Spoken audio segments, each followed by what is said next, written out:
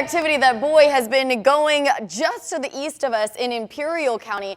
Quite a bit of thunderstorm activity, kind of really just skirting by San Diego right out into the desert. So you can actually see some of that virga, that rain that is evaporating before it reaches the ground off of our Mount Laguna camera as we look towards the east. Really neat shot there. Elsewhere, temperatures are actually cooler than they have been. We're still at 68 degrees in La Jolla right now. 70s for Escondido, El Cajon, Kearney Mesa, Fallbrook, and Vista. 80s, only a few 80s. Winter Springs near 90. And temperatures out in our deserts also a little bit cooler in the 90s by about 9 degrees in Borrego Springs. Temperatures about 2 to 5 degrees cooler elsewhere. So temperatures are cooler, but the humidity is still it's still with us. Actually very muggy in our area. We're going to keep the mugginess in store for us today, but we are going to start to see things tapering off as we head into tomorrow. So you can see most of the activity this afternoon will be confined farther off to the east of us, with just a slight chance for a few thunderstorms to develop over our mountains and deserts.